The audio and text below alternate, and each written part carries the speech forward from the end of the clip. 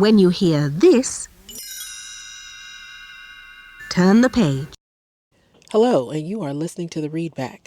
Today we begin to read Moonwalk by Michael Jackson. It's a book written by Michael Jackson in 1988. You pushed and squeezed and hurt my neck in 1988. All my old schools know what movie that's from. So the book is dedicated to Fred Astaire. It's 283 pages. In true Michael fashion, the book is chocked full of visuals because he was or is a visual person. So I'm not surprised. But I have had this book for many, many years. I read it when it came out, and I decided to reread it because that's what we do, right? You read a book, you read it again. You watch a show, you watch it again to see if you can pick up anything that you may have missed in your excitement of trying to read it or watch it the first time. So we begin chapter 1, Just Kids with a Dream. I've always wanted to be able to tell stories, stories that came from my soul. I'd like to sit by a fire and tell people stories, make them see pictures, make them cry and laugh, take them anywhere emotionally with something as deceptively simple as words.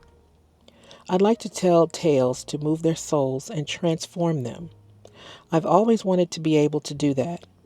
Imagine how the great writers must feel, knowing they have that power. I sometimes feel I could do it. It's something I'd like to develop.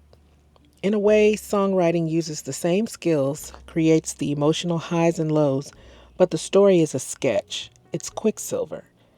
There are very few books written on the art of storytelling, how to grip listeners, how to get a group of people together and amuse them. No costumes, no makeup, no nothing, just you and your voice and your powerful ability to take them anywhere, to transform their lives if only for minutes. Well, Mike, that's what we are doing today. Through you, we are reading this book. There will be some visuals because, like I said, the book is full of pictures. So I will share those as I'm reading. But we're excited to hear what you have to say. As I begin to tell my story, I want to repeat that I usually say to people when they ask me about my earliest days with the Jackson 5, I was so little when we began to work on our music that I really don't remember much about it. That's really something. But it's true, and things like that are a blur when you're an adult. So I can imagine being a child and your memories are more so of what people tell you than what you actually remember. So I understand what he means. Most people have the luxury of careers that start when they're old enough to know exactly what they're doing and why. But of course, that wasn't true of me. They remember everything that happened to them, but I was only 5 years old. When you're a show business child, you really don't have the maturity to understand a great deal of what's going on around you. People make a lot of decisions concerning your life when you're out of the room. So here's what I remember. I remember singing at the top of my voice and dancing with real joy and working too hard for a child. Of course, there are many details I don't remember at all. I do remember the Jackson 5 taking off when I was only 8 or 9. I was born in Gary, Indiana on a late summer night in 1958, the seventh of my parents' 9 children. My father, Joe Jackson, was born in Arkansas, and in 1949 he married my mother, Catherine Screws, whose people came from Alabama. My sister Maureen was born the following year and had the tough job of being the oldest. Now, I remember when I was in elementary school and we would go to the library. We had a weekly library trip and we could check out books and, learn how to use the library. And I remember always going to look at this Jackson book. It was a book about the family. And they were pretty young, I guess. I'm younger than all of them, and they were all born. Like Janet was on there, and she maybe was, I don't know, 12, 11 in the book. And they named everyone, and they named Maureen. Years later, Reby came out with Centipede. And I was wondering, like, who is that? Where did she come from? Because the book that I used to look at all the time said her name was Maureen. Now all of a sudden they're calling her Reby. And people they thought I was crazy. I was like, that's not that girl's name. That's not that lady's name. Maybe that's a nickname or something. And I never saw it written anywhere else other than that book when I was in elementary school. Everywhere else referred to her as Reby. So it's good to know that I'm not crazy. Jackie, Tito, Jermaine, Latoya, and Marlon were all next in line. Randy and Janet came after me. A part of my earliest memories is my father's job working in the steel mill. It was tough, mind-numbing work, and he played music for escape. At the same time, my mother was working in a department store. Because of my father and because of my mother's own love of music, we heard it all the time.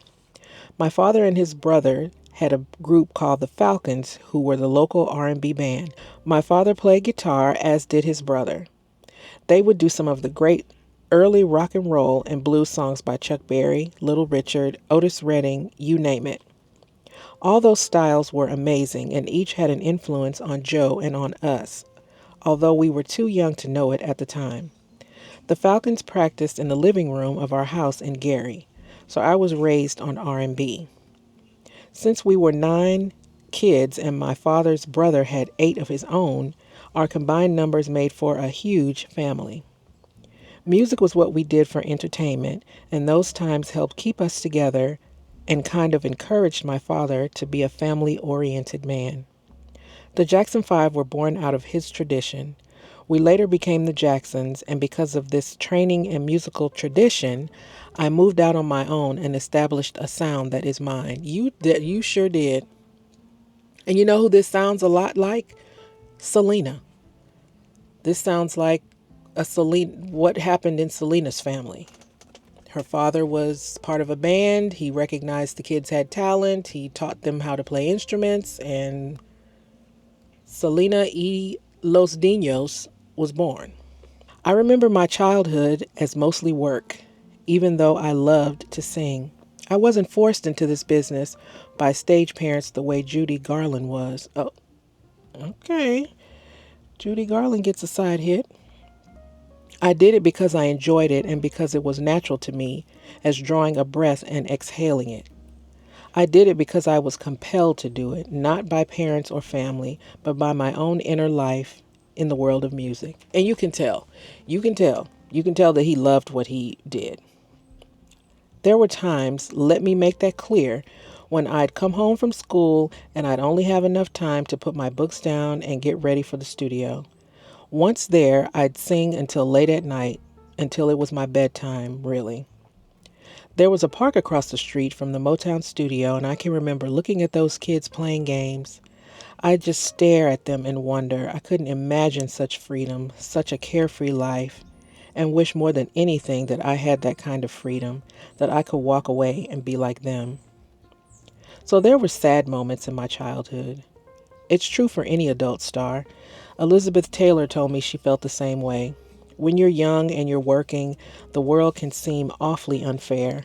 I wasn't forced to be Michael, the lead singer. I did it and I loved it, but it was hard work. If we were doing an album, for example, we'd go off to the studio after school and I might or might not get a snack. Oh, Mike. Sometimes there just wasn't time. I'd come home exhausted and it'd be 11 or 12 and past time to go to bed. So I very much identify with anyone who worked as a child. I know how they struggled. I know what they sacrificed. I also know what they learned. I've learned that it becomes more of a challenge as one gets older. I feel old for some reason. I really feel like an old soul, someone who's seen a lot and experienced a lot. Because of all of the years I've clocked in, it's hard for me to accept that I'm only 29. I've been in the business for 24 years. Sometimes I feel like I should be near the end of my life, turning 80 with people patting me on the back. That's what comes from starting so young. When I first performed with my brothers, we were known as the Jacksons. We would later become the Jackson 5. Still later, after we left Motown, we would reclaim the Jacksons' name again. Every one of my albums, or the group's albums, has been dedicated to our mother, Katherine Jackson, since we took over our own careers and began to produce our own music. My first memories are of her holding me and singing songs like You Are My Sunshine and Cotton Fields. She sang to me and my brothers and sisters often. Even though she had lived in Indiana for some time, my mother grew up in Alabama. And in that part of the country, it was just as common for black people to be raised with country and western music on the radio as it was for them to hear spirituals in church. She likes Willie Nelson to this day. She has always had a beautiful voice, and I suppose I got my singing ability from my mother and, of course, from God. My mom played the clarinet and the piano. Oh, wow. I didn't know that. Which she taught my oldest sister, Maureen, who we call Rebe, to play, just as she teach my other older sister, Latoya. I didn't know that either. Did y'all know Latoya could play some instruments? We need Latoya to come on, get on down on the piano. My mother knew from an early age that she would never perform the music she loved in front of others, not because she didn't have the talent and the ability, but because she was crippled by polio as a child. She got over the disease, but not without a permanent limp in her walk. She had to miss a great deal of school as a child, but she told us that she was lucky to recover at a time when many died from the disease. I remember how important it was to her that we got the sugar cube vaccine. She even made us miss a youth club show one Saturday afternoon. That's how important it was in our family. My mother knew her polio was not a curse, but a test that God gave her to triumph over, and she instilled in me a love of Him that I will always have. She taught me that my talent for singing and dancing was as much God's work as a beautiful sunset or a storm that left snow for children to play in. Despite all the time we spent rehearsing and traveling, Mom would find time to take me to the Kingdom Hall of the Jehovah's Witness, usually with Rebe and Latoya. Years later, after we had left Gary, we performed on the Ed Sullivan Show, the live Sunday night variety show where America first saw the Beatles, Elvis, and Sly and the Family Stone. After the show, Mr. Sullivan complimented and thanked each of us, but I was thinking about what he had said to me before the show. I had been wandering around backstage like a kid in the Pepsi commercial and ran into Mr. Sullivan. Oh, like Alfonso. I love that commercial. He seemed glad to see me and shook my hand, but before he let it go, he had a special message for me. It was 1970, a year when some of the best people in rock were losing their lives to drugs and alcohol. An older, wiser generation in show business was unprepared to lose its very young. Some people had already said that I reminded them of Frankie Lyman, a great young singer of the 1950s who lost his life that way. Ed Sullivan may have been thinking of all of this when he told me, never forget where your talent came from, that your talent is a gift from God. I was grateful for his kindness, but I could have told him that my mother had never let me forget. I never had polio, which is a frightening thing for a dancer to think about, but I knew God had tested me and my brothers and sisters in other ways. Our large family, our tiny house, the small amount of money we had to make ends meet, even the jealous kids in the neighborhood who threw rocks at our windows while we rehearsed, yelling that we'd never make it. Ha! Ha! That's funny. When I think of my mother and our early years, I can tell you there are rewards that go far beyond money and public acclaim and awards. My mother was a great provider. If she found out that one of us had an interest in something, she would encourage it if there was any possible way.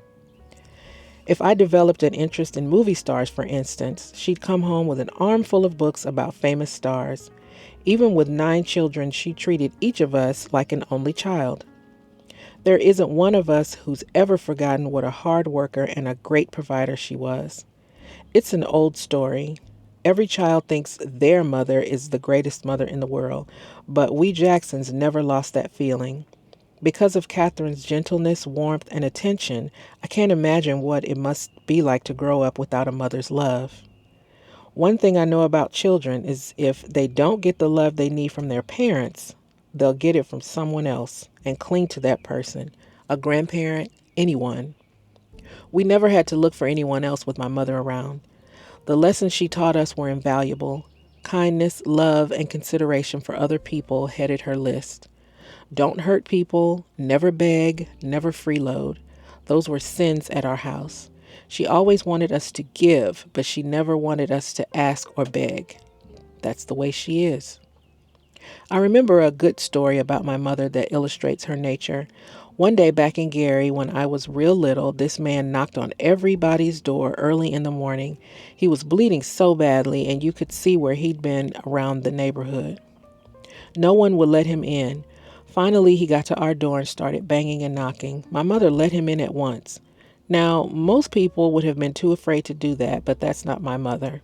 Michael, I would have been afraid to do that. I would have called somebody to help him. I don't know if I had 9 kids in the house, if I would have let some strange bleeding man in the house. But your mom did. You remember that, and it stood out to you. I can remember walking up and finding blood on our floor. I wish we could all be more like Mom. The earliest memories I have of my father are of him coming home from the steel mill with a big bag of glazed donuts for all of us. My brother and I could really eat back then, and that bag would disappear with a snap of the fingers. He used to take us all to the merry-go-round in the park, but I was so young I don't remember that very well. My father has always been something of a mystery to me, and he knows it. One of the few things I regret most is never being able to have a real closeness with him. He built a shell around himself over the years, and once he stopped talking about our family business, he found it hard to relate to us.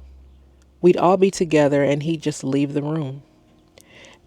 Even today, it's hard for him to touch on father-son stuff because he's too embarrassed. When I see that he is, I become embarrassed too. My father did always protect us, and that's no small feat. He always tried to make sure people didn't cheat us. He looked after our interests in the best ways. He might have made a few mistakes along the way, but he always thought he was doing what was right for his family.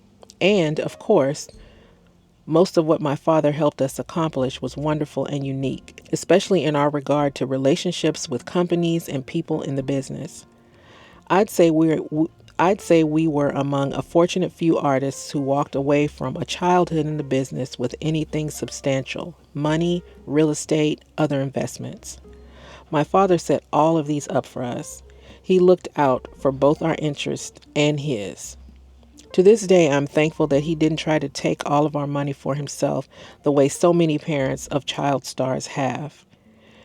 Imagine stealing from your own children. My father never did anything like that, but I still don't know him, and that's sad for a son who hungers to understand his own father. He's still a mystery man to me, and he may always be one. Oh, Mike. What I got from my father wasn't necessarily God-given, though the Bible says you reap what you sow. When we were coming along, Dad said that in a different way, but the message was just as clear. You could have all the talent in the world, but if you didn't prepare and plan, it wouldn't do you any good. Joe Jackson had always loved singing and music as much as my mother did, but he also knew there was a world beyond Jackson Street. I wasn't old enough to remember his band, the Falcons, but they came over to our house to rehearse on weekends. The music took them away from their jobs at the steel mill where Dad drove a crane. The Falcons would play all over town and in clubs and colleges around northern Indiana and Chicago. At the rehearsals at our house, Dad would bring his guitar out of the closet and plug it into the amp he kept in the basement. Everyone would be set up and the music would begin. He'd always loved rhythm and blues, and that guitar was his pride and joy. The closet where the guitar was kept was considered an almost sacred place. Needless to say, it was off limits to us kids. Dad didn't go to Kingdom Hall with us, but both Mom and Dad knew that music was a way of keeping our family together in a neighborhood where gangs recruited kids my brother's ages. The three oldest boys would always have an excuse to be around when the Falcons came over. Dad let them think they were being given a special treat by being allowed to listen, but he was actually eager to have them there. Tito watched everything that was going on with the greatest interest. He'd taken saxophone in school, but could tell that his hands were big enough to grab the chords and slip the riffs that my father played. It made sense that he'd catch on, because Tito looked so much like my father that we all expected him to share Dad's talents. The extent of the resemblance was scary as he got older. Yeah, he did look like Joe. Or he does look like Joe. The talent of the resemblance was scary as he got older. Maybe my father noticed Tito's zeal because he laid down rules for all my brothers. No one was to touch the guitar while he was out, period. That's when adults said period, that was it. Sometimes they would say period, end of conversation, and you didn't say anything. Now, it's a slang word, but back then only the adults used that. And when they said that, they were serious and you just walked away, or yes ma'am, yes sir, if you even said that. But when they said period, they were serious. Therefore, Jackie, Tito, and Jermaine were careful to see that Mom was in the kitchen when they borrowed the guitar. They were also careful not to make any noise while removing it. They would then go back to our room and put on the radio or the little portable record player so they could play along. Tito would hoist the guitar onto his belly as he sat on the bed and prop it up. He took turns with Jackie and Jermaine, and they'd all try the scales they were learning in school, as well as try to figure out how to get the green onions part they'd hear on the radio. By now, I was old enough to sneak in and watch if I promised not to tell. One day, Mom finally caught them, and we were all worried. She scolded the boys, but said that she wouldn't tell Dad as long as we were careful. She knew that guitar was keeping them from running with a bad crowd and maybe getting beat up, so she wasn't about to take anything that kept them within arm's reach. Of course, something had to give sooner or later, and one day a string broke. Uh-oh. Ooh, I bet y'all got the strap. My brothers panicked. There wasn't time to get it repaired before Dad came home, and besides, none of us knew how to go about getting it fixed. My brothers never figured out what to do, so they put the guitar back in the closet and hoped fervently that my father would think it broke by itself. Now, how many times have we done that? Broke something and then tried to put it back? And then when your parents come ask you, you looking around like, what are you talking about? I don't know. Of course, Dad didn't buy that, and he was furious. My sisters told me to stay out of it and keep a low profile. I heard Tito crying after Dad found out, and I went to investigate, of course. Of course, Michael. Of course you did, Michael. Tito was on his bed crying when Dad came back and motioned for him to get up. Tito was scared, but my father stood there holding his favorite guitar. He gave Tito a hard, penetrating look and said, "Let me see what you can do." My brother pulled himself together and started to play a few runs he had taught himself. When my father saw how well Tito could play, he knew he'd obviously been practicing and realized that Tito and the rest of us didn't treat his favorite guitar as if it were a toy. It became clear to him that what happened had been only an accident. At this point, my mother stepped in and voiced her enthusiasm for our musical ability. She told him that we boys had talent and he should listen to us. She kept pushing for us, so one day he began to listen and he liked what he heard. Tito, Jackie, and Jermaine started rehearsing together in earnest. A couple of years later, when I was about 5, Mom pointed out to my father that I was a good singer and could play the bongos. I became a member of the group. All right, little Mike. About then, my father decided what was happening in his family was serious. Gradually, he began spending less time with the Falcons and more with us.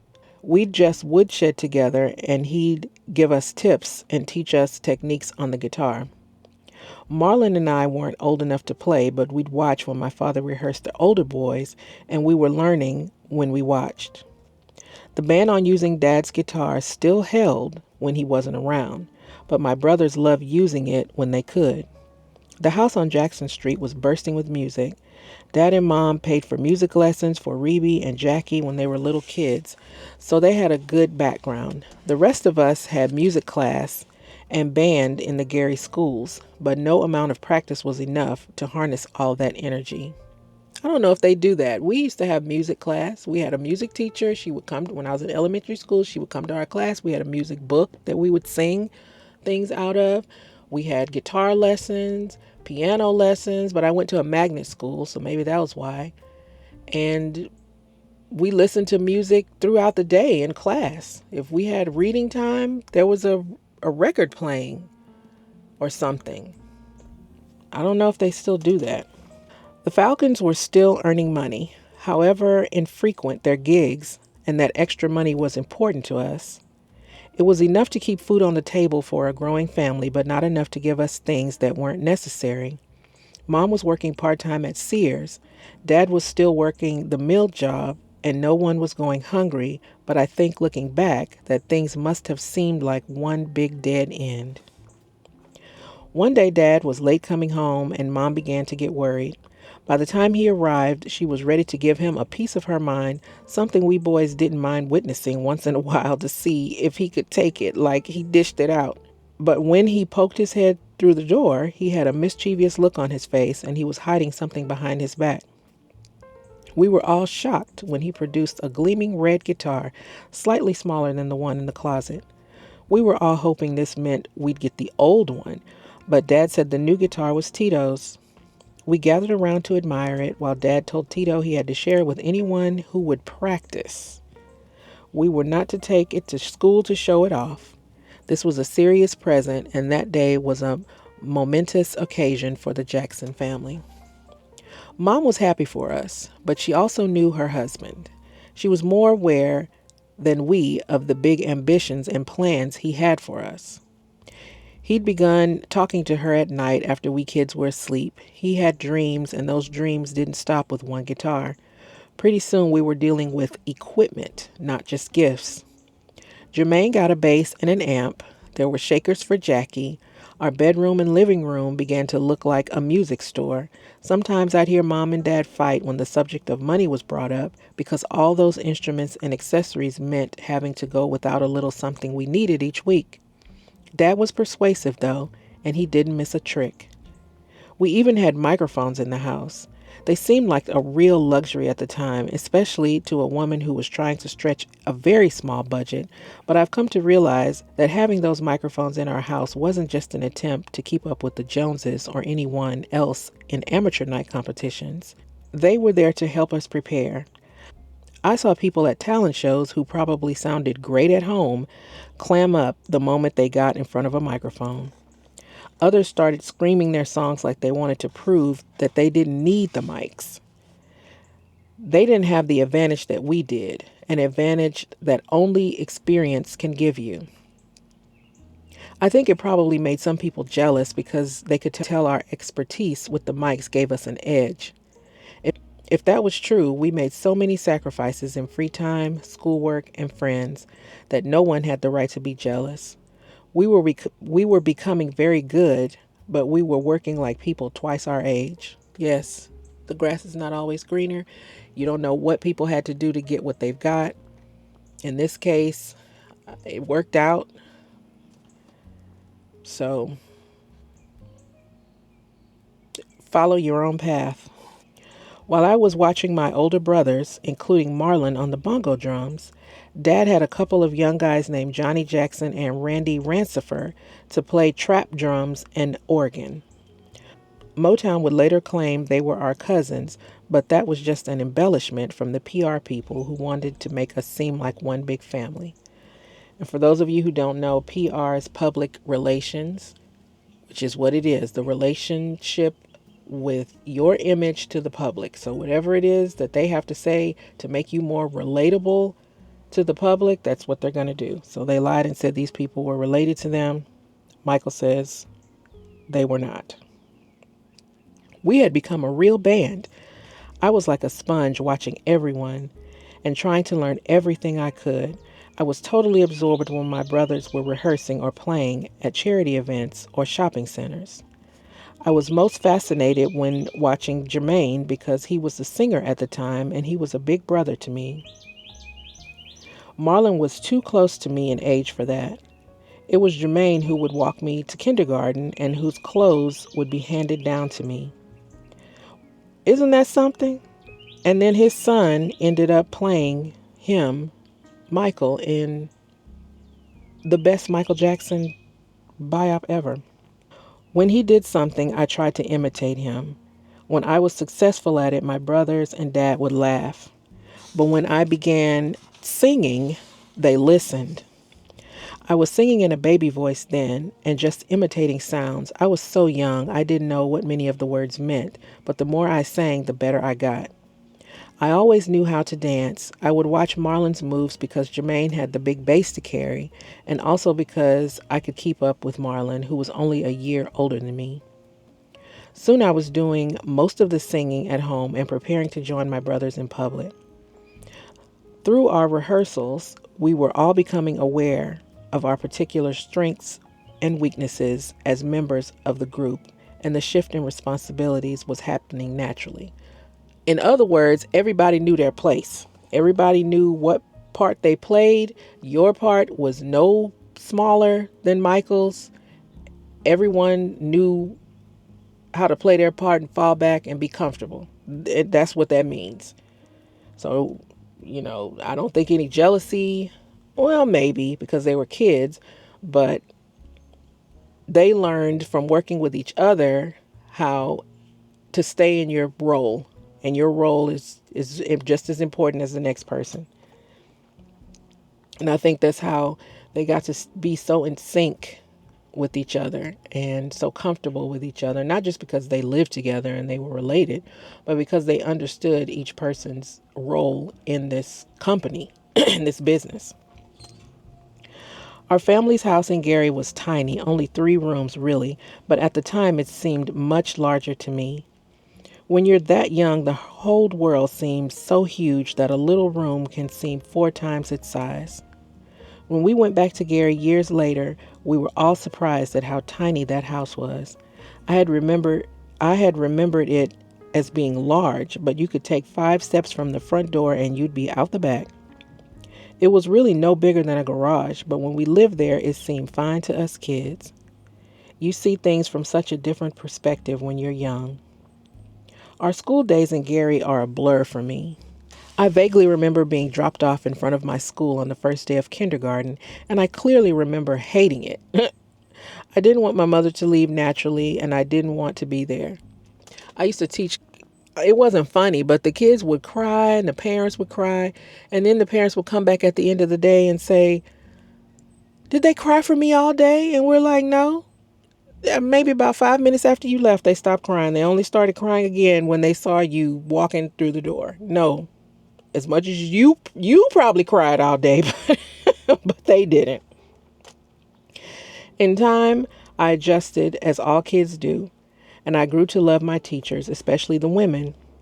They were always very sweet to us, and they just loved me. Of course they did. We all love little Michael. Those teachers were so wonderful. I'd be promoted from one grade to the next, and they'd all cry and hug me and tell me how much they hated to see me leave their classes. I was so crazy about my teachers that I'd steal my mother's jewelry and give it to them as presents. Come on now, Mike. They'd be very touched, but eventually my mother found out about it and put an end to my generosity with other things. That urge that I had to give them something in return for all I was receiving was a measure of how much I loved them and that school. One day in the 1st grade, I participated in a program that was put on before the whole school. Every one of us in each class had to do something, so I went home and discussed it with my parents. We decided I should wear black pants and a white shirt and sing "Climb Every Mountain" from The Sound of Music. When I finished that song, the reaction in the auditorium overwhelmed me. The applause was thunderous and people were smiling. Some of them were standing. My teachers were crying, and I just couldn't believe it. I had made them all happy. It was such a great feeling. I felt a little confused too because I didn't think I had done anything special. I was just singing the way I sang at home every night. When you're performing, you don't realize what you sound like or how you're coming across. You just open your mouth and sing. Soon Dad was grooming us for talent contests. He was a great trainer and spent a lot of money and time working with us. Talent is something that God gives to a person, but our Father taught us how to cultivate it. I think we also had a certain instinct for show business. We loved to perform, and we put everything we had into it. He'd sit at home with us every day after school and rehearse us. We'd perform for him, and he'd critique us. If you messed up, you got hit, sometimes with a belt, sometimes with a switch. My father was real strict with us, real strict. Marlon was the one who got in trouble all the time. On the other hand, I'd get beaten for things that happened mostly outside rehearsal. Now, what did Lil Mike do? Let's see. Dad would make me so mad and hurt that I tried to get back at him and get beaten all the more. Mike said I'd take a shoe and throw it at him. Lil Mike was bad. Lil Mike was bad back then. I'd take a shoe and throw it at him, or I'd just fight back, swinging my fists. That's why I got it more than all of my brothers combined. I would fight back, and my father would kill me, just tear me up. Mike said, I'm not going down without a fight. Mother told me I'd fight back even when I was very little, but I don't remember that. I do remember running under tables to get away from him, making him the angrier. We had a turbulent relationship. That's funny. That is hilarious that you would think to see Mike running, throwing a shoe and running. Most of the time, however, we just rehearsed. We always rehearsed. Sometimes late at night, we'd have time to play games or play with our toys. There might be a game of hide and go seek or we'd jump rope, but that was about it. The majority of our time was spent working. I clearly remember running into the house with my brothers when my father came home because we'd be in big trouble if we weren't ready to start rehearsals on time. Through all of this, my mother was completely supportive. She had been the one who first recognized our talent, and she continued to help us realize our potential. It's hard to imagine that we would have gotten where we did without her love and good humor. She worried about the stress we were under and the long hours of rehearsal, but we wanted to be the best we could, and we really loved music. Music was important in Gary. We had our own radio stations and nightclubs, and there was no shortage of people who wanted to be on them. After Dad ran our Saturday afternoon rehearsals, he'd go see a local show or even drive all the way to Chicago to see someone perform. He was always watching for things that could help us down the road. He'd come home and tell us what he'd seen and who was doing what. He kept up on all the latest stuff, whether it was local theater that ran contests we could enter or a cavalcade of stars with great acts whose clothes or moves we might adapt. Sometimes I wouldn't see Dad until I got back from Kingdom Hall on Sundays, but as soon as I ran into the house, he'd be telling me what he'd seen the night before. He'd assure me I could dance on one leg like James Brown if I'd only try this step. There I'd be, fresh out of church and back in show business. We started collecting trophies with our act when I was 6. Our lineup was set. The group featured me at second from the left, facing the audience, Jermaine on the wing next to me, Jackie on my right, Tito and his guitar took stage right, with Marlon next to him. Jackie was getting tall and he towered over Marlon and me. We kept that set up for contests after contests, and it worked well. While other groups we'd meet would fight amongst themselves and quit, we were becoming more polished and experienced. The people in Gary who came regularly to see the talent shows got to know us, so we would try to top ourselves and surprise them. We didn't want them to begin to feel bored by our act. We knew change was always good, that it helped us grow, so we were never afraid of it. Winning an amateur night or a talent show in a 10-minute, 2-song set took as much energy as a 90-minute concert. I'm convinced that because there's no room for mistakes, your concentration burns you up inside more on one or two songs than it does when you have the luxury of 12 or 15 in a set. These talent shows were our professional education. Sometimes we'd drive hundreds of miles to do one song or two and hope the crowd wouldn't be against us because we weren't local talent. We were competing against people of all ages and skills, from drill teams to comedians to other singers and dancers like us. We had to grab that audience and keep it. Nothing was left to chance, so clothes, shoes, hair, everything had to be the way Dad planned it. We really looked amazingly professional. After all this planning, if we performed the songs the way we rehearsed them, the awards would take care of themselves. Go ahead on, Mike. Mike say, I was on it. We was on it. We was dressed to the nines. We had our routine down. We just go out there and do our thing and the accolades come. Go ahead on, Mike. This was true even when we were in the Wallace High part of town, where the neighborhood had its own performers and cheering sections, and we were challenging them right in their own backyards. Naturally, local performers always had their very loyal fans, so whenever we went off of our turf and onto someone else's, it was very hard. When the master of ceremonies held his hand over our heads for the applause meter, we wanted to make sure that the crowd knew we had given more than anyone else.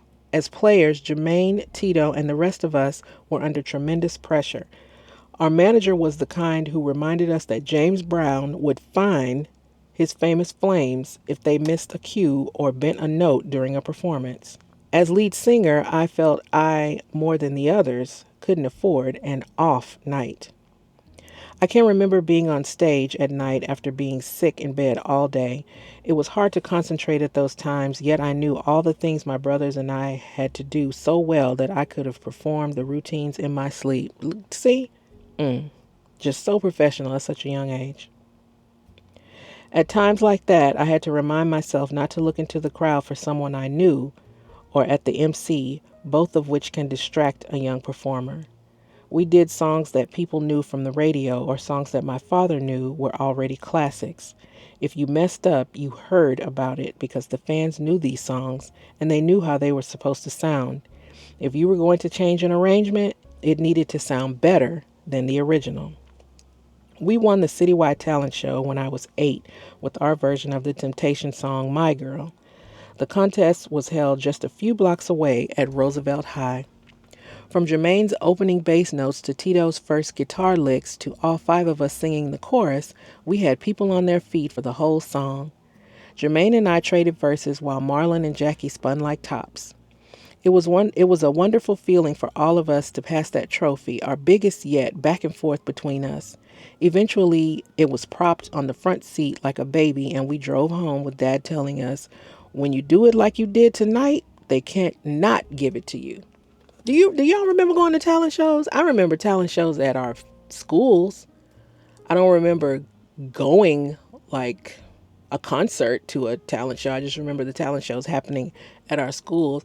But I don't remember seeing like nobody. Well, we had some stars come from our school, some prominent stars, but I don't ever remember seeing them at the talent show.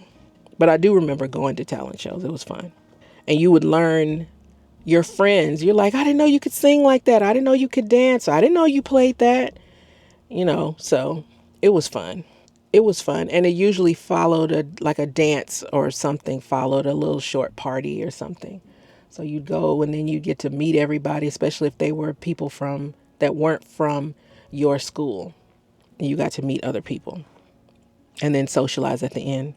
We were now Gary City champions, and Chicago was our next target because it was the area that offered the steadiest work and the best word of mouth for miles and miles. We began to plan our strategy in earnest. My father's group played the Chicago sound of Muddy Waters and Howlin' Wolf, but he was open-minded enough to see that the more upbeat, slicker sound that appealed to us kids had a lot to offer.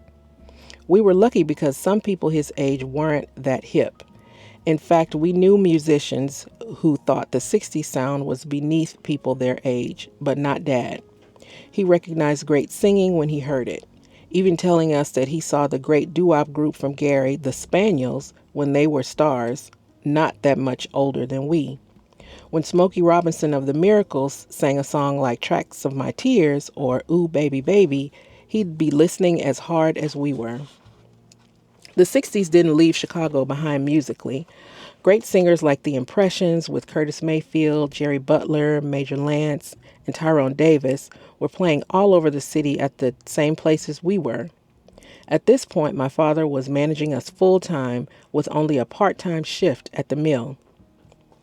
Mom had some doubts about the soundness of this decision, not because she didn't think we were good, but because she didn't know anyone else who was spending the majority of his time trying to break his children into the music business. She was even less thrilled when Dad told her he had booked us as a regular act at Mr. Lucky's, a Gary night spot. Oh, children in a nightclub.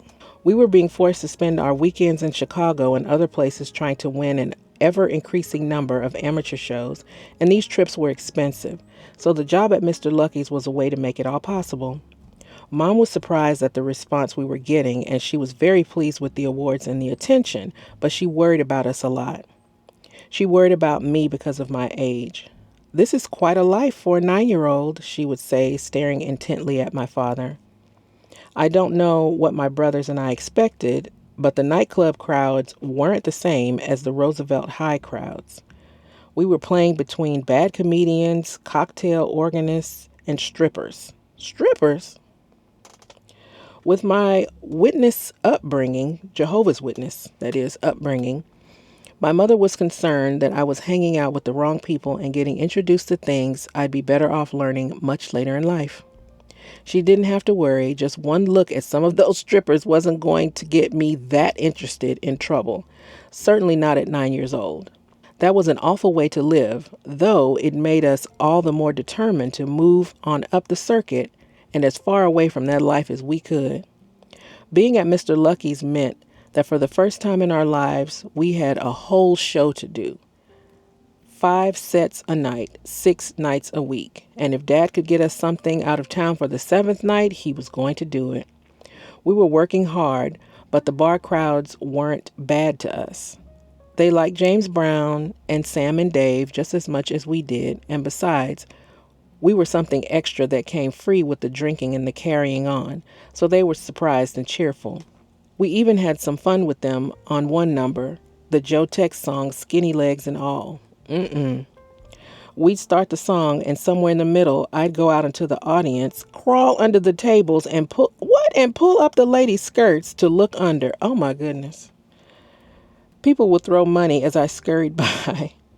And when I began to dance, I'd scoop up all the dollars and coins that had hit the floor earlier and push them into the pockets of my jacket. I wasn't really nervous when we began playing in clubs because of all the experience I'd had with the talent show audiences. I was always ready to go out and perform, just do it, sing and dance and have some fun. We worked in more than one club that had strippers in those days. I used to stand in the wings of this one place in Chicago and watch a lady whose name was Mary Rose. I must have been 9 or 10. This girl would take off her clothes and panties and throw them into the audience. The men would pick them up and sniff them and yell. My brothers and I would be watching all this, taking it in, and my father wouldn't mind.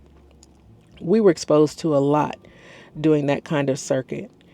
In one place, they had cut a hole in the musician's dressing room wall that also happened to act as a wall in the ladies' bathroom. Okay. It just so happened to be.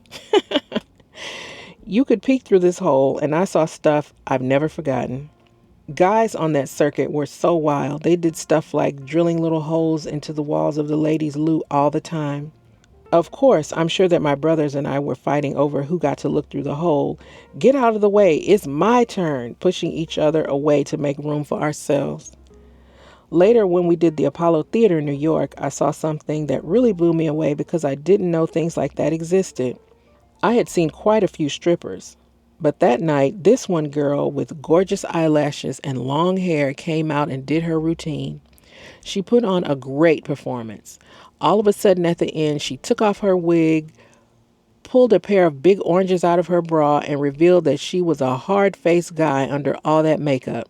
That blew me away. I was only a child and couldn't even conceive of anything like that. But I looked out at the theater audience and they were going for it, applauding wildly and cheering.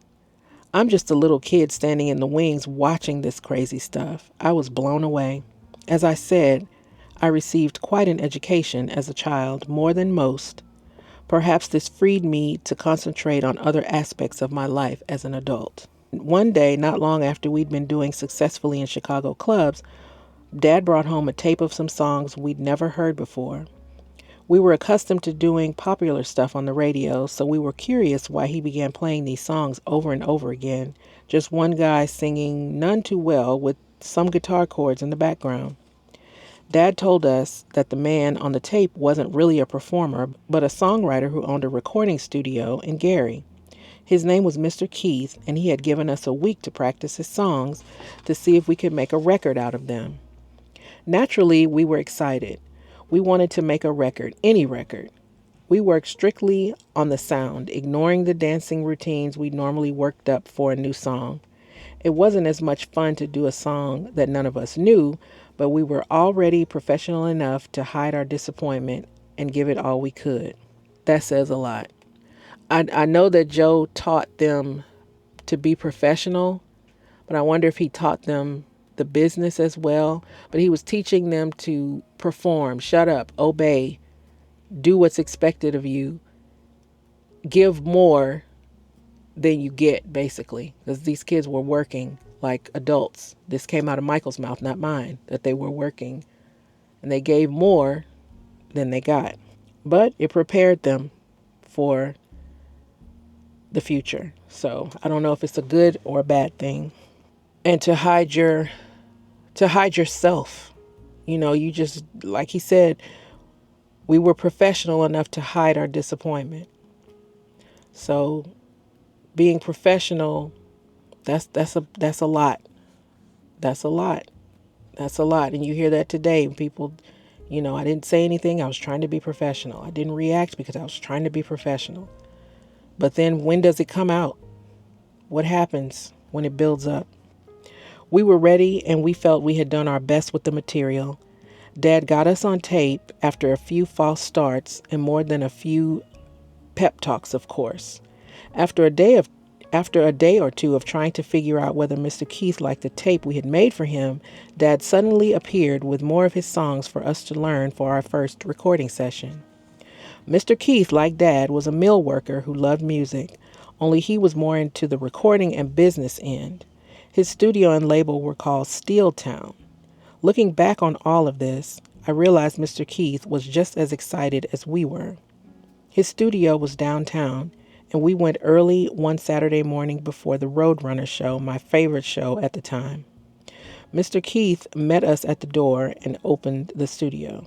I bet you that was your favorite show, because that's what Mike was the Roadrunner, throwing stuff and running, doing mischievous stuff to the Coyote. Wasn't his name Wile E. Coyote? Was that him that was on there? And that was Joe and Mike. So he probably took some pointers from the Roadrunner show. That's funny. Mr. Keith met us at the door and opened the studio. He showed us a small glass booth with all kinds of equipment in it and explained what various tasks each performed. It didn't look like we'd have to lean over any more tape recorders, at least not in this studio. I put on some big metal headphones, which came halfway down my neck, and tried to make myself look ready for anything.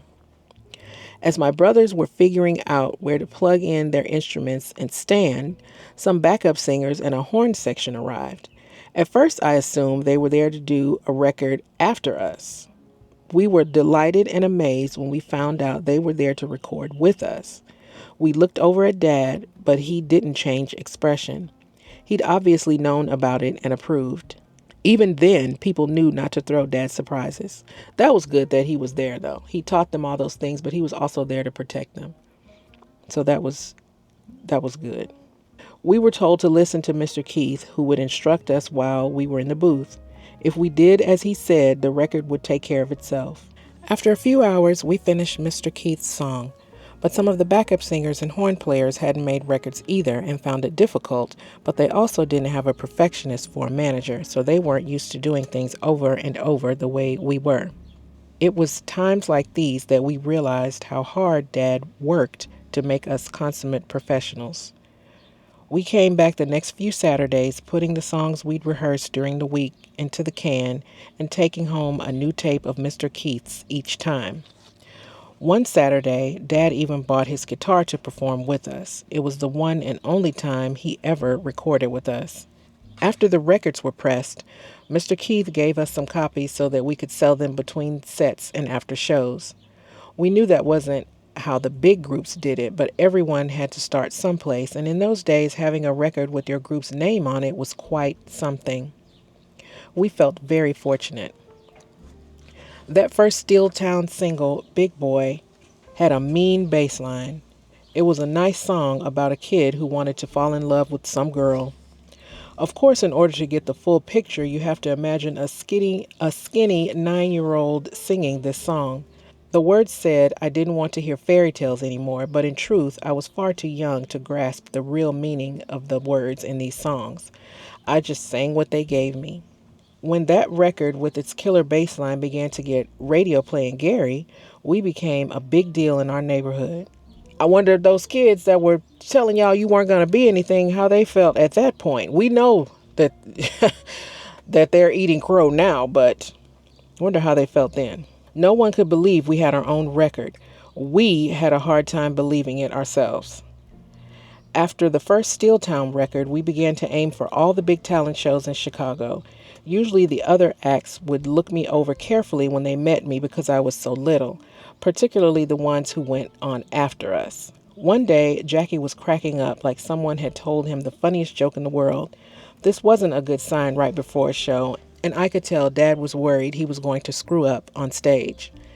Dad went over to say a word to him, but Jackie whispered something in his ear, and soon Dad was holding his sides laughing. I wanted to know the joke, too. Dad said proudly that Jackie had overheard the headlining act talking amongst themselves. One guy said, "We'd better not let those Jackson 5 cut us tonight with that midget they've got." I was upset because my feelings were hurt. I thought they were being mean. I couldn't help it that I was the shortest, but soon all the brothers were cracking up too. Dad explained that they weren't laughing at me. He told me that I should be proud. The group was talking trash because they thought I was a grown-up posing as a child, like one of the munchkins in The Wizard of Oz. Dad said that if I had those slick guys talking like the neighborhood kids who gave us grief back in Gary, then we had Chicago on the run. See, I just said that. Those neighborhood kids, I wonder how they felt. We still had some running of our own to do. After we played some pretty good clubs in Chicago, Dad signed us up for the Royal Theater Amateur Night competition in town. He had gone to see B.B. King at the Regal the night he made his famous live album. When Dad gave Tito that sharp-bred guitar years earlier, we teased him by thinking of girls he could name the guitar after, like B.B. King's Lucille. We won that show for 3 straight weeks, with a new song every week to keep the regular members of the audience guessing. Some of the other performers complained that it was greedy for us to keep coming back, but they were all after the same thing that we were. There was a policy that if you won the amateur night 3 straight times, you'd be invited back to do a paid show for thousands of people, not dozens like the audiences we were playing to in bars. We got that opportunity, and the show was headlined by Gladys Knight and the Pips, who were breaking in a new song no one knew called I Heard It Through the Grapevine. It was a heady night. After Chicago, we had one more big amateur show we really felt we needed to win, the Apollo Theater in New York City. A lot of Chicago people thought a win at the Apollo was just a good luck charm and nothing more, but Dad saw it as much more than that. He knew New York had a high caliber of talent, just like Chicago, and he knew there would be more record people and professional musicians in New York than Chicago. If we could make it in New York, we could make it anywhere. That's what a win at the Apollo meant to us. That's funny, that we're reading this, but we already know what happened. And just reading this and feeling how they felt, and the just how they felt about how they projected things would go. And we already know how it happened. But it's just really neat to see the things leading up to and their anticipation as kids and excitement and nervousness, and went out there and killed it for the next, like, what? Forever. I can't even put it into years because we're still talking about it. We still love Michael. So, wow. Chicago had sent a kind of scouting report on us to New York, and our reputation was such that the Apollo entered us in the Superdog finals, even though we hadn't been to any of the preliminary competitions. By this time, Gladys Knight had already talked to us about coming to Motown, as had Bobby Taylor, a member of the Vancouvers, with whom my father had become friendly. Of course he was. He was friendly with everybody. He was trying to move up that ladder. Go, Joe. Dad had told them we'd be happy to audition for Motown, but that was in our future. We got to the Apollo at 125th Street early enough to get a guided tour. We walked through the theater and stared at all the pictures of the stars who'd played there, white as well as black. The manager concluded by showing us to the dressing room, but by then I had found pictures of all my favorites. And you gonna be up there too, Mike. I wonder if I don't know. This is really something to read this, knowing what happened. My brothers and I were paying dues on the so-called Chitlin circuit, opening for other acts. I carefully watched all the stars because I wanted to learn as much as I could. I'd stare at their feet, the way they held their arms, the way they gripped a microphone, trying to decipher what they were doing and why they were doing it. After studying James Brown from the wings, I knew every step, every grunt, every spin, every turn. I have to say that he would give a performance that would exhaust you, just wear you out emotionally. His whole physical presence, the fire coming out of his pores, would be phenomenal. You'd feel every bead of sweat on his face, and you'd know what he was going through. I'd never seen anybody perform like him. Unbelievable, really. When I watched somebody I liked, I'd be there. James Brown, Jackie Wilson, Sam and Dave, the OJs, they all used to really work an audience. I might have learned more from watching Jackie Wilson than from anyone or anything else. All of this was a very important part of my education. This is what people do when they become a perfectionist at their craft. They learn everything, they take every possible opportunity to learn something so that they can pull from it, they can be inspired by it, and be the best that they can be. So good for you, Mike. Good for us that you did that, because you did it for you, but we really appreciate it, and we're amazed by it, and we love you for it. We would stand off stage behind the curtains and watch everyone come off after performing, and they'd be all sweaty. I'd just stand aside in awe and watch them walk by. I wonder if they remember that. Well, none of them are alive now, but I wonder if anywhere they have mentioned that in interviews or anything. And they would all wear those beautiful patent leather shoes. My whole dream seemed to center on having a pair of patent leather shoes.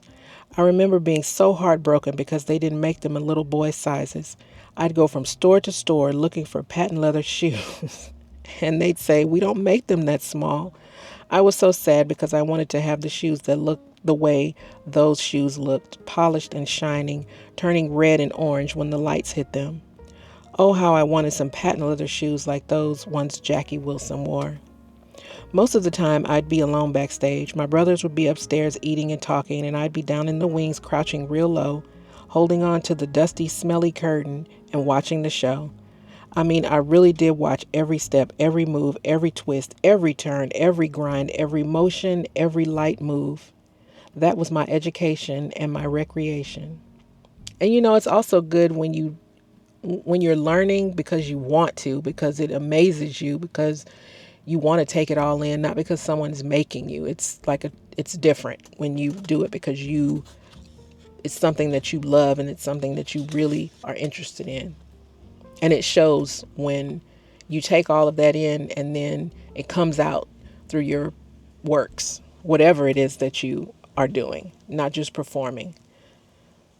It shows when you do something that you love. I was always there when I had free time. My father, my brothers, other musicians, they all knew where to find me. They would tease me about it, but I was so absorbed in what I was seeing or remembering what I had just seen that I didn't care. I remember all of those theaters, the Regal, the Uptown, the Apollo, too many to name. The talent that came out of those places is of mythical proportions, including you, Mike. Come on now. The greatest education in the world is watching the masters at work. You couldn't teach a person what I've learned just standing and watching. Some musicians, Springsteen and U2, for example, may feel they got their education from the streets. I'm a performer at heart. I got mine from the stage. Okay, Mike, tell it. Jackie Wilson was on the wall at the Apollo. The photographer captured him with one leg up twisted but not out of position from catching the mic stand he just whipped back and forth. He could have been singing a sad lyric like Lonely Teardrops, and yet he had that audience so bug-eyed with his dancing that no one could feel sad or lonely. So now you see where Mike gets it from.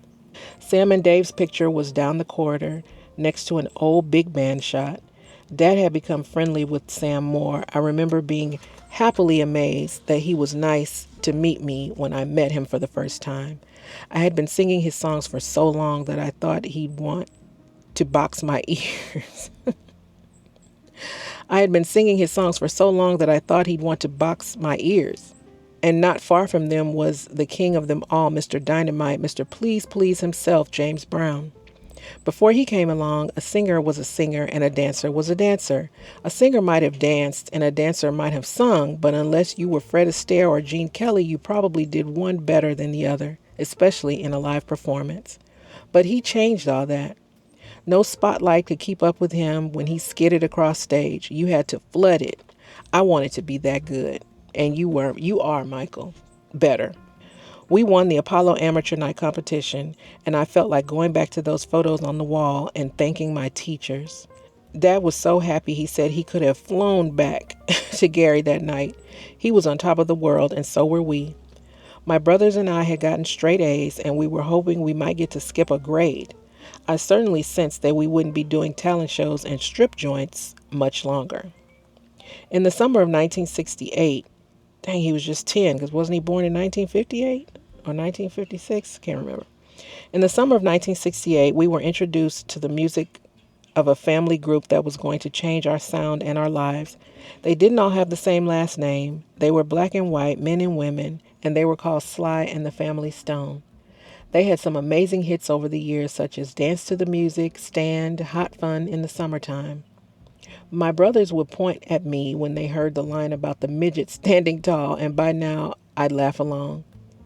We heard these songs all over the dial, even on the rock stations. They were a tremendous influence on all of us Jacksons, and we owe them a lot. After the Apollo, we kept playing with one eye on the map and one ear to the phone. Mom and Dad had a rule about no more than 5 minutes a call, because when we came back from the Apollo, even 5 minutes was too long. This was a time when there was no call waiting. You called, if somebody was on the phone, it was busy. And that was the only way to call. And usually there was one line in a typical household. Until later, when kids started having their own lines, but mostly it was just that one line. And you had to keep it clear. We had to keep the lines clear in case anyone from a record company wanted to get in touch with us. We lived in fear of having them get a busy signal. We wanted to hear from one record company. We wanted to hear from one record company in particular. And if they called, we wanted to answer. While we waited, we found out that someone who had seen us at the Apollo had recommended us to the David Frost show in New York City. We were going to be on TV. That was the biggest thrill we'd ever had. I told everyone at school. Oh, wow, they were still going to school. I told everyone at school and told the ones who didn't believe me twice. Hey, what, Mike? Mike said, I told everyone at school and the ones who didn't believe me twice. We were going to drive out there in a few days. I was counting the hours. I had imagined the whole trip, trying to figure out what the studio would be like and how it would look and how it would be to look into a television camera. I came home with the traveling homework my teacher had made up in advance. We had one more dress rehearsal and then we'd make a final song selection. I wondered which songs we would be doing. That afternoon, Dad said the trip to New York was canceled. We all stopped in our tracks and just stared at him. Oh, we were shocked. I was ready to cry. We had been about to get our big break. How could they do this to us? What was going on? Why had Mr. Frost changed his mind? I was reeling, and I think everyone else was too. I canceled it, my father announced calmly. Again, we stared at him, unable to speak. Motown called. A chill ran down my spine. I remembered the days leading up to that trip with near perfect clarity.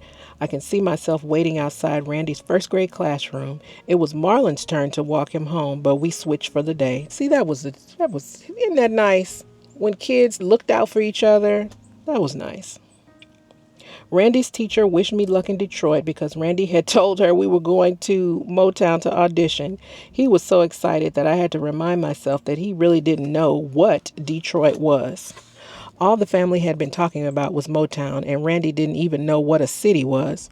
The teacher told me he was looking for Motown on the globe in the classroom.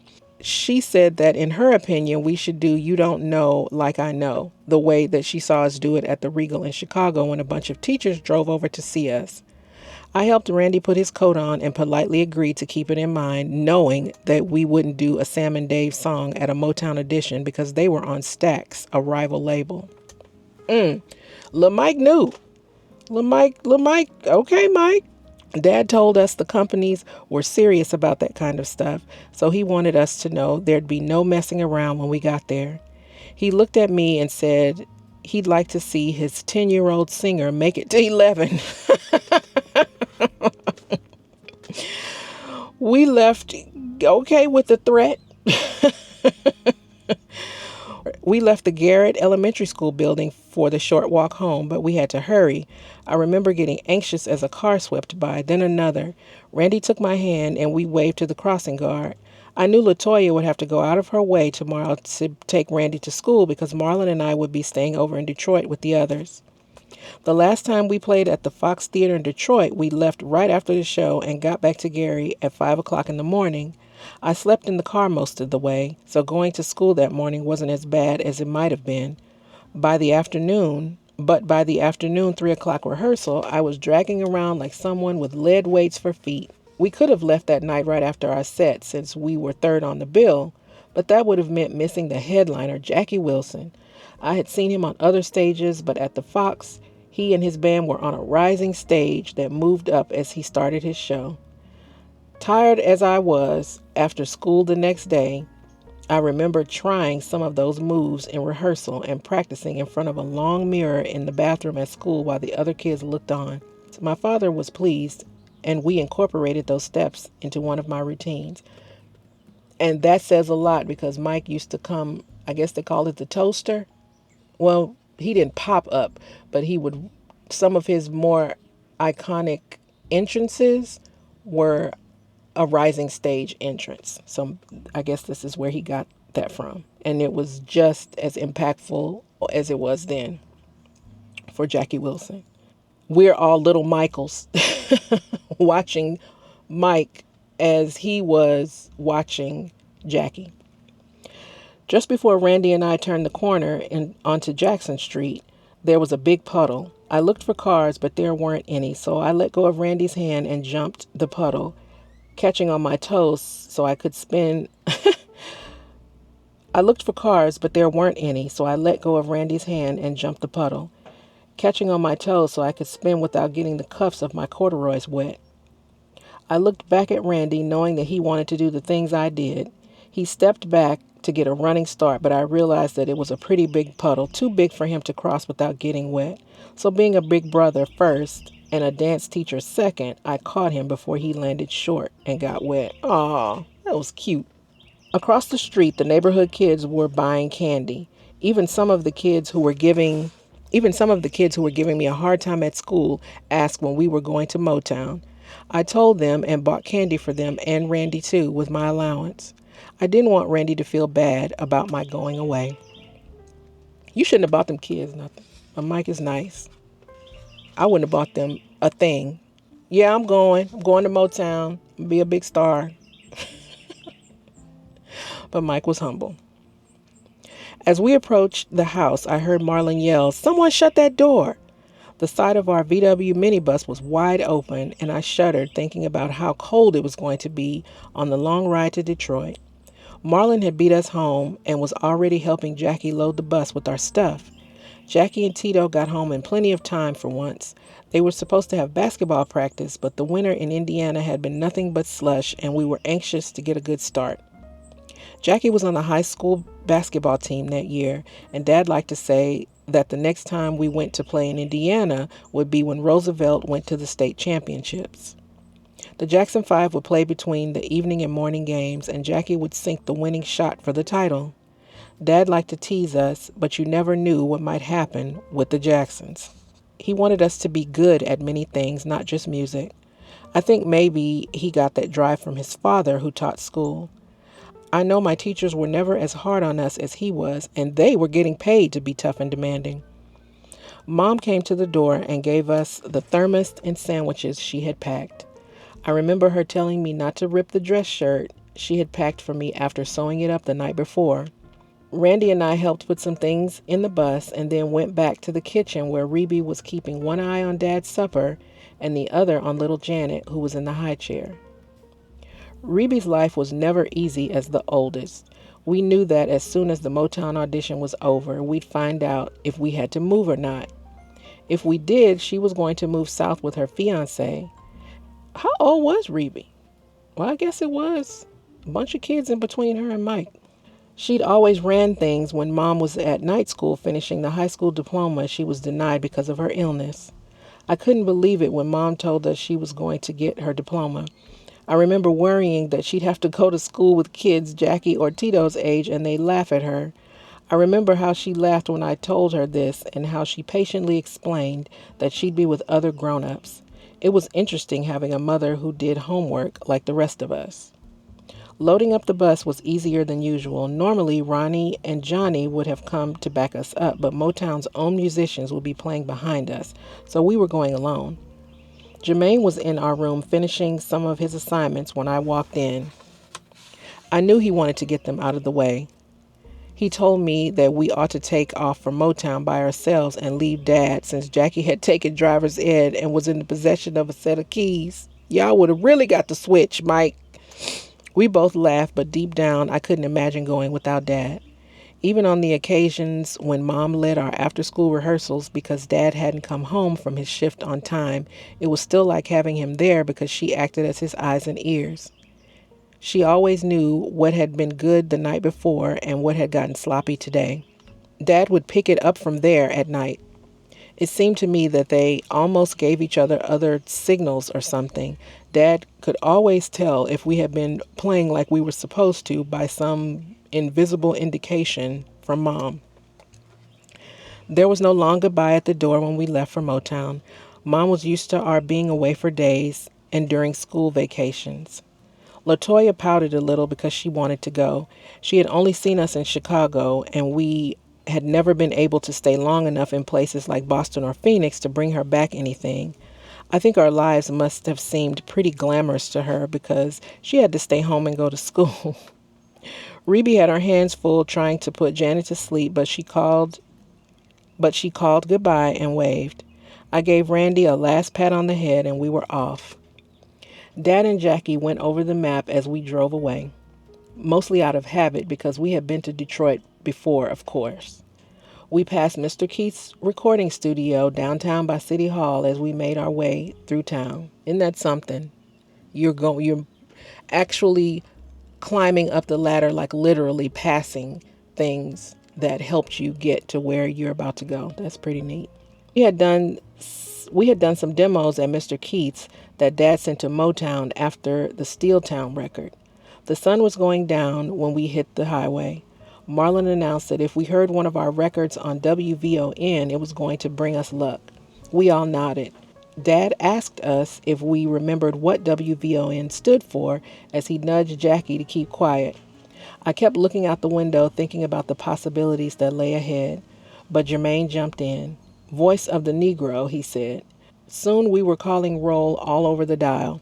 WGN, world's greatest newspaper, the Chicago Tribune owned it. WLS, world's largest store, Sears, WCFL, we stopped and stumped. Chicago Federation of Labor, Dad said, motioning for the thermos. We turned into I-94. The Gary station faded into a Kalamazoo station. We began flipping around looking for Beatle music on CKLW from Windsor, Ontario, Canada.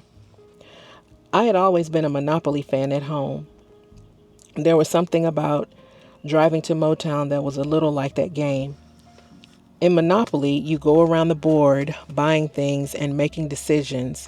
The Chitlin circuit of the theaters where we played and won contests was kind of like a Monopoly board full of possibilities and pitfalls. After all the stops along the way, we finally landed at the Apollo Theater in Harlem, which was definitely Park Place for young performers like us. Now we were on our way up the boardwalk headed for Motown. Would we win the game or slide past goal with a long board separating us from our goal for another round? There was something changing in me and I could feel it, even shivering in the minibus. For years, we'd make the drive over to Chicago, wondering if we were good enough to ever get out of Gary, and we were. Yeah, you were. Then we took the drive to New York, certain that we'd fall off the edge of the earth if we weren't good enough to make it there.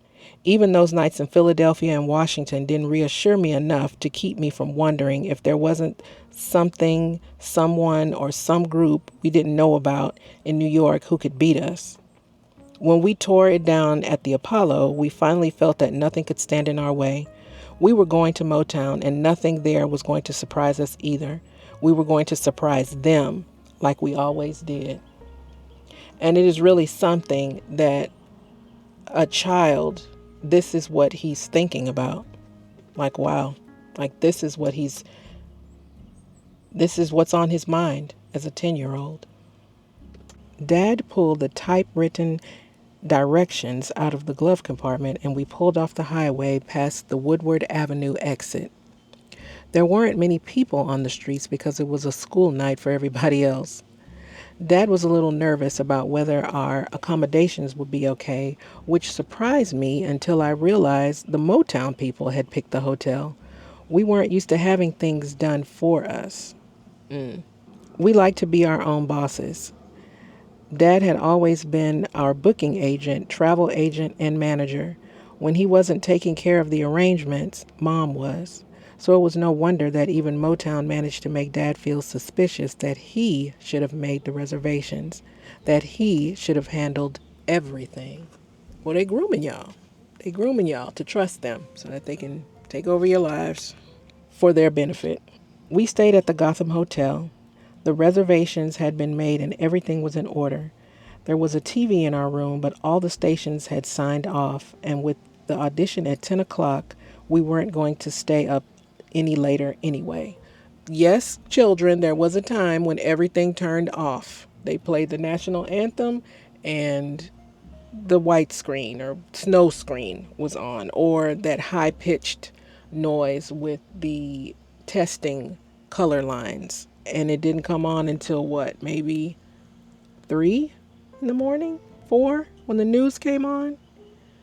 I remember that briefly, and then we started getting channels like, what is it called now? Fox, and those channels, the WB and things like that, and they would stay on all night. Sometimes, the PBS channel would turn off too. Turn off a little later, maybe come on earlier because they would play the kids shows and the workout shows. But yes, there was a time where everything turned off, and even on Sundays, things were closed the whole day. Maybe a grocery store was open, but people chilled out on Sunday. That's where they get the term Sunday driver, because you didn't have anywhere to go. You were not in a rush because nothing was open. You were going to visit family, maybe going to church, going to a park, doing things like that. Well, the amusement parks and things were open, but like major stores and things like that were closed on Sunday, and it gave people a chance to take a break. The people that worked there didn't have to go to work. Now everybody's at work all day, every day, all year round. Even on holidays, people are at work. I kind of miss those days. We stayed at the Gotham Hotel. The reservations had been made, and everything was in order. We weren't going to get to stay up any later anyway. Dad put us right to bed, locked the door, and went out. Jermaine and I were too tired to even talk. Oh, they were so close. I still can't get over how close they were and that his son is the one playing in this biopic. It's like really, things coming full circle. Wow. And that he was able to channel him in that way. Wonder how Jermaine feels about that. I know he's proud of his son, but I wonder how he feels about him portraying his brother and whatever beef they had. Now do you wonder if it was worth it? You should have spent more time together. But we all do things and you never know or you never realize it until something or someone is gone. We were all up on time the next morning. Dad saw to that. But in truth, we were just as excited as he was and hopped out of bed when he called us. The audition was unusual for us because we hadn't played in many places where they expected us to be professional. We knew it was going to be difficult to judge whether we were doing well. We were used to audience response, whether we were competing or just performing at a club, but Dad had told us the longer we stayed, the more they wanted to hear. We climbed into the VW after cereal and milk at the coffee shop. We noticed they offered grits on the menu, so I knew there were a lot of Southern people who stayed there. We had never been to the South then and wanted to visit Mom's part of the country someday. We wanted to have a sense of our roots and those of other Black people, especially after what had happened to Dr. King. I remember so well the day he died. Everyone was torn up. We didn't rehearse that night. We went to Kingdom Hall with Mom and some of the others. People were crying like they had lost a member of their own family. That's how we cried when we lost Mike. That's how people cried at the concerts. If any of you ever been to a Michael Jackson concert, them people would lose their minds. They would cry in the line to get into the place. They would faint. There was always a paramedic. The concerts that I went to, there was always an ambulance and like people standing by because people would faint before he would come out. Now, when he came out, it got even worse. But, people try to compare him to Beyonce. And I've been to a Beyonce concert. I've never seen anyone faint. Never seen anyone be carried out. Never seen people yelling, screaming, and crying with the enthusiasm of Michael. Now, I've seen people cry at Beyonce concerts, but not like people would be like screaming. You'd be hoarse after a concert, screaming and yelling like they had lost their goddamn minds. I've never seen anything like it. I've been to a Beyonce concert. I've been to a Chris Brown concert. I've never seen anything like it. Now, I'm not old enough to know Elvis and the Beatles. I've seen footage of it where people seemed like something would come over them and they would scream and cry and pass out. That's what I would see with Michael Jackson as an adult. So I can only imagine like when he was a child, and that had to be pretty scary. If you're walking somewhere and somebody's yelling and screaming at you and crying, that's got to be weird and frightening, I would think. Running from people and they're grabbing at you like that is, because what happens if they actually get a hold of you? Like, what happens? It's weird. People were crying like they had lost a member of their own family. Even the men who were usually pretty unemotional were unable to control their grief. I was too young to grasp the full tragedy of the situation, but when I look back on that day now, it makes me want to cry for Dr. King, for his family, for all of us. Jermaine was the first to spot the studio, which was known as Hitsville, USA. It looked kind of run down, which was not what I'd expected. Your children will tell you the truth, won't they? Mike said it was a little rundown building. I thought it was going to be sparkling like the Sears Tower. We wondered who we might see, who might be there making a record deal that day. Dad had coached us to let him do all the talking. Our job was to perform like we'd never performed before. And that was asking a lot because we'd always put everything into each performance, but we knew what he meant. There were a lot of people waiting outside, but Dad said the password and a man in a shirt and tie came out to meet us. And I remember seeing that on the Temptations, that people were out, like the groups were outside waiting for someone to come in, and they just sailed on by. Come on now, Mike. Mike had concierge service. He knew each of our names, which astounded us. He asked us to leave our coats there and follow him. The other people just stared through us like we were ghosts. I wondered who they were and what their stories were. Had they traveled far? Had they been there day after day hoping to get in without an appointment? When we entered the studio, one of the Motown guys was adjusting a movie camera. There was an area set up with instruments and microphones. Dad disappeared into one of the sound booths to talk to someone. I tried to pretend that I was at the Fox Theater on the rising stage, and this was just business as usual. I decided, looking around, that if I ever built my own studio, I'd get a mic like the one they had at the Apollo, which rose out of the floor. I nearly fell on my face once running down those basement steps while trying to find out where it went when it slowly disappeared beneath the stage floor. The last song we sang was Who's Lovin' You? When it ended, no one applauded or said a word. I couldn't stand not knowing, so I blurted, "How was that?" Jermaine shushed me. The older guys who were backing us up were laughing about something. I looked at them out of the corner of my eye. "Jackson Jive, huh?"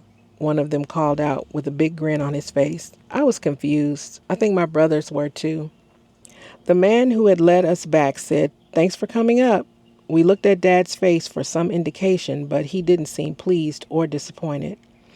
It was still daylight out when we left. We took I-94 back to Gary, subdued, knowing there was homework to do for class tomorrow, wondering if that was all there was to that. And that is the end of chapter 1 of Michael Jackson's Moonwalk. So what do you guys think?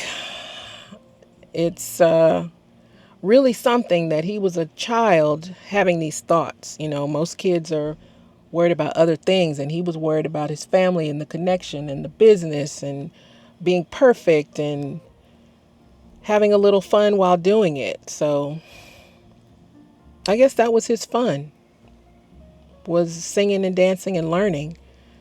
And the fact that they were all a family, they had the dad, the mom, everybody was kind of on one accord, I guess, even though Catherine wasn't so excited about them being out, especially in strip clubs and, you know, seeing all those things. But I guess Joseph assured her that this was the path that they had to take to get to where they needed to go and to get the experience, which he had. He had experience in front of crowds, reactions, equipment, how to handle a mic, how to give a good performance, how to, you know, call and answer with the crowd, how to play with the crowd, things like that a lot of people don't have. So the fact that the parents really went into their getting them ready. I can't get the word I'm looking for right now, but they put in everybody put in the work.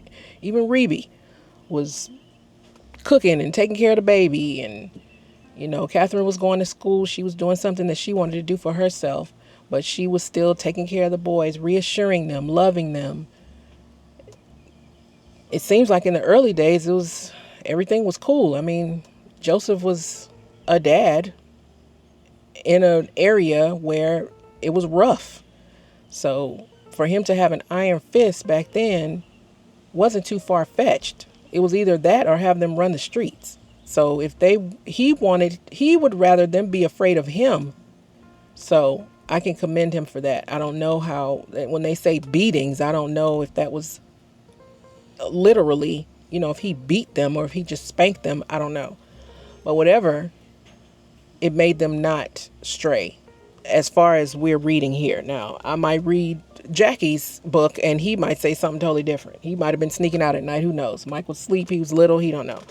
But as far as Michael's concerned, it seems like things were okay. At least he was having fun. He missed being a child. I don't know if he knew it back then that he was actually missing, because they were playing, but then he was winning talent shows and people were screaming for him, and he was popular in the town. The teachers loved him. So was it a trade-off for him as a child? Then, did he really think he was missing out, on so much? Well, he did say it, that they were playing, and he wished that he could be free and didn't have to come home, straight home and practice and go to bed, go to school, practice, go to bed, go to school, practice, talent shows, practice, go to bed, go to school, travel. It was just business, business, business. But Joseph bet on his kids, and that it had to happen. So, he had, 9 kids? So for him to remove himself from his job and place himself in this position is something, it had to happen. It had to happen because they had to make a living, and he probably didn't want to disappoint Catherine and have Catherine look at him like a failure. And he failed the family and the rest of his family. Joseph quit his job and did all that stuff, and them kids didn't do nothing, and now they on the street, or I'm sure they probably wouldn't have been on the street, but, he still kept his job part-time. He kept his foot in the door. So, if something didn't work out, he could always go back. So he was stretched pretty thin. So for him to be on edge or be anxious or be upset or short with them, everybody was on edge. They didn't sleep. He didn't sleep. They were worried. He was worried. He was probably more worried than they were. Trying to make these connections, staying up late at night, getting up, going to work, rehearsing them, making sure that they were on point and still maintaining the stoic father, in these business meetings and things, and making sure nobody was taking advantage of anybody at this point. And Michael and his family gave up a lot for our entertainment. As they were kids, he stressed, he kept saying, nobody made me do this. I wanted to do this. I wanted to do this. But clearly as a child, sometimes he just probably wanted to play because he was little. He's 10 at this point, so he's not like a 5-year-old, but just big ups to entertainers who give up time with their families, give up their things they want to do, maybe other things they want to do for us, for our entertainment. Their privacy, maybe morally some things that they give up. For them, it's for them too, but ultimately it's for us. They get the gratification from us. If we don't give it to them, they don't get it. So they gave up a lot as children. And then we see Michael grow older, but we see where he came from, which seemed like, at this point, a loving place. Everything seemed pretty copacetic. It's just, they were so young to be doing such professional grown-up things. So, but at least they had adults there along the way that cared about them at this point. Their father who loved them, their mother who loved them. They loved each other. You had built-in best friends. So people that you trusted, hopefully, at this point. I'm sure everybody trusted each other at this point.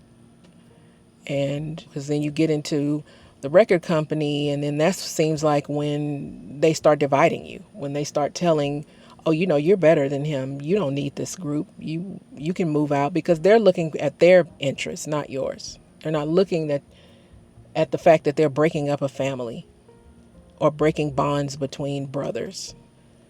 So at this point, everything is cool. So I can't wait to get to the second chapter of Moonwalk by Michael Jackson. So this is TheReadBack, and we'll see you next time.